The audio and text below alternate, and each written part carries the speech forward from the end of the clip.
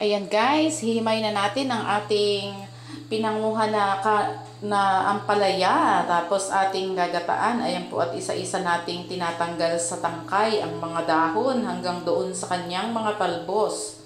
Ayan. Ating himayin hanggang sa matapos. Ayan, ganyan po ang paghihimay. Isa-isa po ganyan po ang ginagawa namin paghihimay. Hanggang sa lahat po ng aming napanguha ay nahimay na. Ayan po. Hanggang sa lahat po yan ay mahimay namin. Ayan guys, magluluto na tayo ng ating pinanguhang ampalaya. Yung ampalayang ligaw doon sa bukid. Meron na tayong gata. Tapos ayan, ilagyan ng paminta, bawang, at sibuyas, saka asin. Yan na yung gata. Yan na yung kakang gata. Ayan na yan, nilagyan na ng gata. Yan, dyan natin lulutuin ang ating ampalayang ligaw. Yung mga dahon na pinanguha natin doon sa bukid kahapon. At meron din siyang bunga. Ito yung bunga, oh. Nihiwalay namin kasi una namin yung ihuhulog dito sa ating lulutuing ginataan. Tapos lalagyan din natin niya ng paasim na yung alibangbang na talbos. O yun, ginagamit natin pampaasim din doon sa ating nilagang baka. Ayan. Ngayon naman ay ilalagay natin din yan sa ating ginataang ampalaya. Yung hinimay natin. Tapos yung ating ampalaya, eto naman. Ayan na oh. Isang planganita. Ayan. Liliit pa yan mamaya. Kukunti na yan mamaya. Kasi maano na yan. Kukulubot na. Kakaunti na yan mamaya. Hindi kagaya ngayon na punong-puno ito. Mamaya ay liliit yan dahil malalaib ang dahon at maluluto. Ayan, ito naman yung alibangbang, oh. Ayan. Yung mga talbos ng alibangbang. Hugasan po yan para malinis. Para mamaya may talsik yan ng lupa doon sa ating punong kinuhanan. Oh. Ayan, ating talbos ng alibangbang. Ayan, hahaluin po natin para hindi magbuubo yung gata. Ayan, oh. Medyo malakas pa rin po yung ulan. Ayan, nilagay na ang ating alibangbang kasi kumukulo na yung ating gata. Ayan, umuusok-usok pa.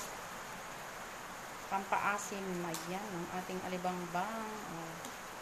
Nagkukulay na hindi na siya green. Kasi naluluto na siya. Ayan ang ating pampaasim dyan sa ating nilulutong ampalaya. Ating ampalayang ligaw. Ayan. Masarap po yan sa tuyo. Yung inihaw na tuyo. Kaso wala po kaming ihawan dito. Kaya po ipiprito na lang natin ang ating tuyo. Ayan po, oh. Madali lang pong maluto yan kasi pag nalaig po ay luto na. Ayan. Lalagay naman po yung mga bunga. Ayan. Yan po ang ating bunga.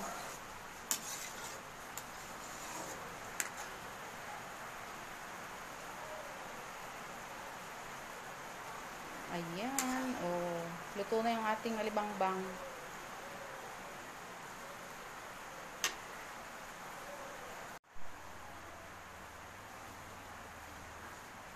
Ayan, dahon naman po ng ampalaya ilagay natin, oh.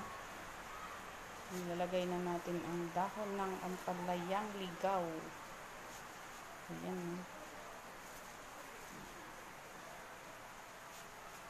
Ayan.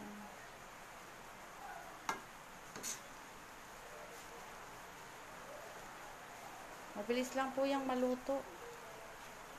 Kasi po ay manipis naman yung dahon. Kumukulo na po yung gata. Ayan.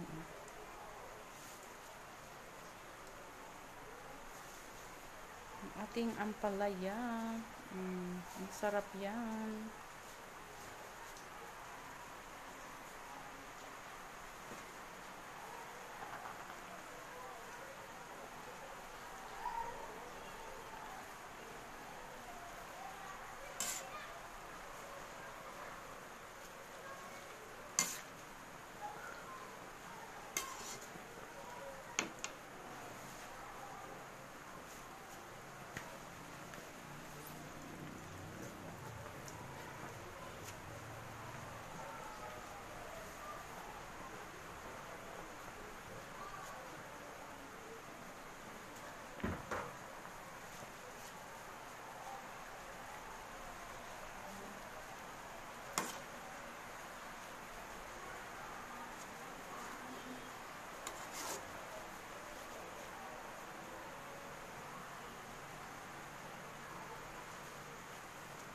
Ayan o, puluan na yung ating mga yung gata.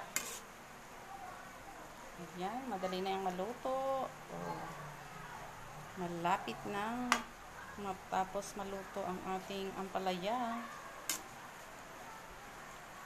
Ayan, konting kulo na lang at yan po ay pwede nang ulamin or luto na.